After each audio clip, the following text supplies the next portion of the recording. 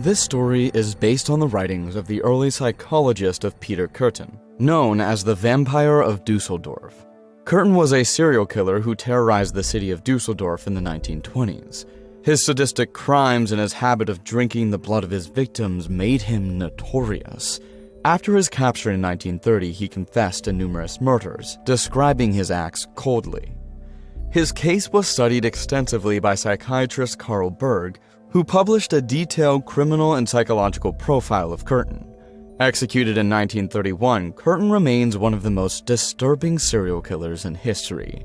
His last words were, "Tell me, after my head is chopped off, will I still be able to hear, at least for a moment, the sound of my own blood gushing from the stump of my neck? That would be the pleasure to end all pleasures." My name is John Patterson, and I'm a psychologist specializing in personality disorders. I've always had a penchant for difficult cases, the patients that others reject. So when I got the call to treat a man named Peter Kürten, I didn't hesitate to accept. For me, it was just another job. At that time, I had no idea of Peter's nature, nor that he would later become known as the Vampire of Dusseldorf. The first day I saw him, Kürten arrived at my office on a rainy afternoon. He had an unsettling presence, but at the time, I just thought he was another patient with deep problems. He introduced himself in a soft, almost shy voice and told me about his anger issues and dark thoughts. He seemed to be a person who was genuinely looking for help. From the first session, I noticed something strange in his eyes, a kind of coldness that worried me. He talked about childhood problems and highly traumatic situations with complete indifference. These were clearly quite common psychopathic behaviors. Noting this trait in particular, we talked about his childhood, his relationships, and his fears. Peter responded with surprising honesty, but there was always something calculated in his responses, as if he was trying to condition my assessment of him. Peter was trying to condition and shape his image to me so that I could give that image to him in order to make him feel good about himself. As you can see, these behaviors were quite normal. However, the tension in our sessions began to grow. When he got carried away and forgot to put up that facade every time he saw me, Peter would describe his violent fantasies with a chilling calmness, detailing what he would like to do to other people. I tried to maintain my professional composure, but each session became more disturbing. One day, after several uncomfortable sessions, Peter surprised me with a personal question. "John, what makes you happy?" The question caught me off guard, but I took a moment to respond. "It makes me happy to help my patients find peace and balance in their lives." "And what makes you unhappy?" I felt a knot in my stomach. I didn't know where he was going with that question, but I had an idea. "I don't know, and I can't know how you feel, Peter, but I can assure you of one thing. We all have difficult times. It's how we handle them that's important." "But you, John, what scares you? What makes you feel vulnerable?" "It's not relevant to our sessions, Peter. We're here to talk about you." "Ah, but I think it's very relevant." "Relevant how?" "Psychology is very interesting. I always liked it, but the role of the psychologist is what entertains me the most." I calmed down a bit and relaxed. John could ask whatever he wanted about me, it would only speak more about him. If this was what it took to get him to open up, maybe indulging him was not a bad idea. "And what would my role be?" "You say you do this to help people. And how does that make you feel? You put yourself in the role of the martyr, the hero, but it's really a power struggle. You love to be the one who dominates the conversation. You're a weak, sad, lonely man. You've never married, you've never been in a couple, you don't have children, and your friends ignore you. Wait, how do you know that? This is the only place where you are powerful, the only place where you can be a man. That's what you tell yourself, right? Don't your parents talk to you because you're not man enough, John?" "Okay, this has gone far enough." "Did they ever question you that you're not a real doctor? They don't believe in psychology, do they?" "Peter, stop. You've gone too far. You have to go." "I've been thinking, John, what would be left of you if I took that power away?" What do you mean? My voice of courage and anger was gone. I suddenly felt a knot in my stomach. I'd lost all power in this conversation. I felt tiny. You have told me that I must control my instincts, that I must turn off that voice in my head, ignore those primitive desires I feel. But why do I have to? Why can't I just be happy being myself? Peter, please, this won't do you any good. You need help. I struggled to breathe as I felt my strength leave me. Peter grabbed me by the neck and pinned me against the wall. With one hand, he had managed to immobilize me completely, while with the other, he pulled a small knife from his pocket. It seems to me that you are the one who needs help. I felt the coldness of the metal on my cheek as he slid the knife gently, barely cutting the skin.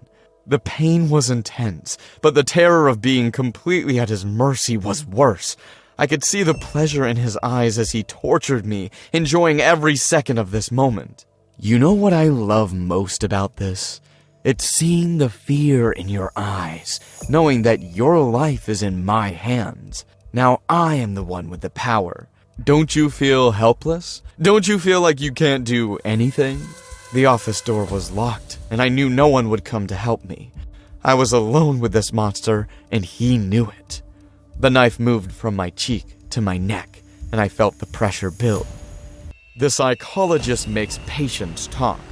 The patients bare their souls to the psychologist. They are helpless, and their lives are in your hands. How does it feel to be helpless, John? That's how your patients feel when you talk to them. With a razor to the neck, against the wall. Slowly, he made a small incision in my neck, just enough so that the pain was very great, but not a mortal wound. I thought about screaming, but I was afraid to do it. What if he killed me for it? How long would Peter have since someone in the back tried to break down the door? With a psychotic look, Peter raised the knife, preparing for a deeper blow. I closed my eyes, expecting the worst. But instead of feeling the blade in my flesh, I heard his laughter. I opened my eyes and saw him looking at me in a friendly way, still laughing. Did you really think I would kill you, John? It was just a little joke. You're my psychologist, and I like you. What kind of nutcase kills his psychologist? He got up and put the knife away, leaving me on the floor, panting and shaking. This has been fun, John. But I don't need your services anymore. You've been a great help, really. I'm eternally grateful to you. I stood there, shaking and crying, unable to fully comprehend what had happened. Meanwhile, Peter simply grabbed his things and left, leaving me a generous tip on the table and waving to me as he used my key to unlock the door and leave. As soon as he left, I frantically stood up and called the police. I told them what had happened. I told them that this man was very dangerous, that he was beyond good and evil, and that if they didn't stop him, he would kill someone. The police looked for him, but not that much, and just like that, I never saw Peter again.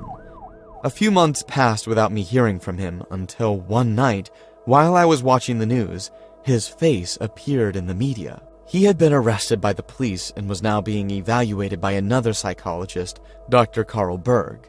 I couldn't help but feel a mixture of relief and concern. Relief because it was no longer my responsibility, and concern because I knew that Berg had no idea what was in store for him. Peter Curtin had been arrested for brutally murdering many women and children.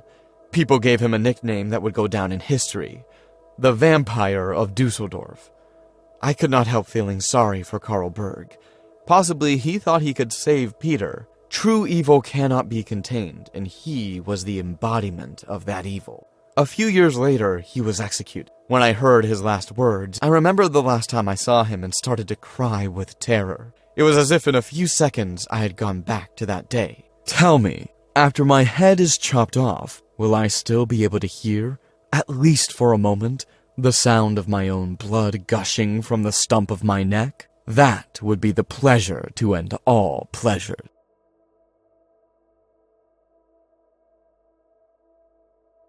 This story is based on John Nathaniel Rosen, an American psychiatrist known for his controversial method of treatment called confrontation therapy or direct analysis, which he applied to patients with schizophrenia and other severe mental disorders. This approach involved directly and aggressively confronting patients with their fears and traumas in the hope of bringing about a radical change in their behavior. Although some reported positive results, many of his methods were criticized for being excessively harsh and sadistic, often bringing patients to the brink of emotional collapse. Rosen's practices eventually fell into disuse due to ethical concerns and a lack of scientific evidence to support their effectiveness. Hello, I would tell you my name, but that's not what matters. What matters is what I lived that day, and while I'm awake, I'm afraid that fear will never let me live. I will tell you from the beginning. Some time ago, I decided to seek help for my anxiety and depression problems. I was recommended to Dr. John Rosen, a therapist known for his unconventional but supposedly effective methods. At the time, Rosen was not yet famous. Soon after, he became known for developing a technique called confrontation therapy, which claimed that by confronting trauma directly and brutally, a faster and more effective cure could be achieved. I must tell you that although he did not say it, I was one of his first patients to try this therapy, but in a much more experimental and cruel phase. From the start, his office had a strange atmosphere. The office was full of old books and dark wood furniture that gave an oppressive feeling. I had been to other psychologists before, and I knew their therapy was less friendly. At the time I saw the room, I thought I might have made a mistake. Dr. Rosen, a man in his 50s, greeted me with a cold, forced smile and told me that he didn't usually have patients, but from what our mutual friend had told him, I was going to be perfect for a miraculous new therapy he was developing. Our first session was awkward. He asked me very personal questions, delving into my childhood and the darker parts of my life with an intensity I had never experienced before. I felt exposed, but he assured me that this direct approach was necessary for my recovery. As the sessions progressed, his methods became more heavy. He focused a lot on the instances of violence I suffered as a child with my father, but from a much more cruel approach. He would give my father a reason to beat me, and since I knew that this was surely part of the experiment, I didn't say anything to him. One day, the worst of all, I arrived at the office and noticed something different. The door was locked and I had to wait in the hallway for almost an hour before Rosen let me in. When he finally did, he led me to a room at the back of the office that I had not seen before. The room was dimly lit and empty, except for a chair in the center and a table with various objects that I couldn't quite make out in the gloom. He asked me to sit down and, without saying a word, began to tie me to the chair with leather straps. My heart began to beat faster. I asked him what he was doing, but he didn't answer. He just looked at me with that same cold smile. Today, we are going deeper than ever. It is necessary for your progress. Panicking, I tried to free myself, but the straps were too tight. I felt a surge of panic as he turned on a tape recorder and began asking questions about my worst fears and traumas. Every time I tried to dodge a question, he tightened the straps further until my breathing became labored and my skin began to mark. The session became even scarier when he started using some of the objects on the table. First, he pulled out a small scalpel and held it in front of my eyes. I want you to concentrate on this object. I want you to feel every painful memory as if it were being carved into your mind. Okay, what do I have to do? Without warning, the doctor pressed the scalpel against my arm. It wasn't a deep cut, but the pain was sharp and real. I screamed and tried to pull free, but I was held tight. Rosen showed no reaction to my screams. He just continued with his questions. The minutes passed very slowly. I lost track of time as he continued his interrogation, alternating between questions and small physical tortures. Each time I refused to answer or tried to resist, the pain intensified. My mind was fragmenting between physical pain and mental confusion. I didn't know how much more I could take. Finally, after what seemed like days, Rosen stopped. He stared at me and said, I feel you are not cooperating as you should. Do you want to stay sick? Are you trying to make a fool out of me? No, I just don't want to be a part of this. Let me go, please. My whole body hurts. I feel very sick. This is not helping me." Without answering me, the doctor turned off the light, leaving the room in complete darkness. I heard his footsteps walking away and then the sound of a door closing. I was left alone, tied to the chair, in absolute darkness. Time dragged on unbearably. I couldn't see anything, and the silence amplified my thoughts and fears.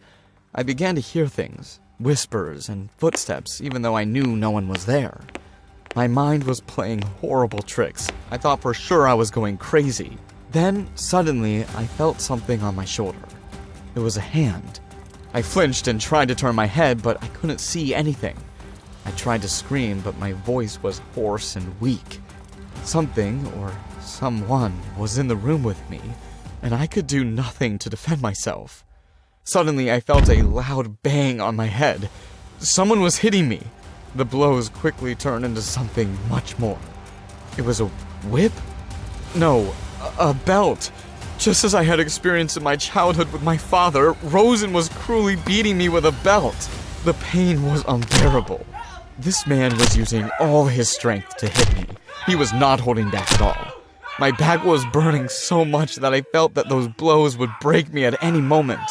I couldn't stand a second more of pain, but I couldn't do anything to defend myself. I just cried and cried. Once, I came home from school. I stayed there talking to my friends. My dad was furious. As soon as he saw me, he started hitting me with his clenched fists. Stop! Please stop! I hid under the bed and he threw it. When I saw him, he had the belt in his hand and he hit me again and again. My mother did nothing to stop him, just made food pretending I didn't exist. While he was hitting me with the belt, the doctor was reading things about my childhood that I had told him days before. He went on like that for a few minutes. By that time, I had lost all resistance. When he finished, he simply untied me and let me leave the room. Just like that, as if nothing had happened. I was shaking, covered in sweat and blood. I staggered out of his office, unable to believe what I had just experienced. I knew I couldn't leave it like this. I should report it and tell someone what had happened, but at that moment, I just wanted to get away from that place. I got home and locked all the doors and windows. I got into the shower, letting the hot water try to wash the horror from my skin, but the images were still in my mind. The doctor's voice telling me what I experienced as a child, the beatings. I couldn't stop crying. You may judge me. History itself may judge me, but I never did anything to denounce him or try to take revenge on Rosen. That day destroyed me. I have no courage to face anyone. I'm afraid everywhere I go. My depression, anxiety, everything escalated enormously. Now my life has become a daily struggle to keep my sanity. I have stopped seeking professional help, feeling I would run into another therapist like Rosen. I spent my days trying to live a normal life, but the nights are the worst. That's when my mind goes back to that room, to those endless hours of pain and fear. I live with the curtains closed and the doors securely locked. The slightest noise puts me on alert, fearing Rosen will come looking for me again. I have developed obsessive habits, like checking the lock several times before going to bed or checking every corner of my house for hidden cameras. Fear has made me a prisoner in my own life. Dr. John Rosen taught me what true terror is, and although I can't forget it, I try every day not to let that terror define my life. But it is hard, very hard, especially when you find out that Rosen has become a world-renowned man, and that he has only a few detractors. I feel that telling this story will do me good. Maybe it will help me get my life back. I need this to help me. I need to find a meaning to go on living. Hello everyone. We are thrilled that you have been enjoying our videos. Your support means the world to us. If you've liked what you've seen, please consider liking and subscribing to our channel. We would love to hear which one of our videos is your favorite.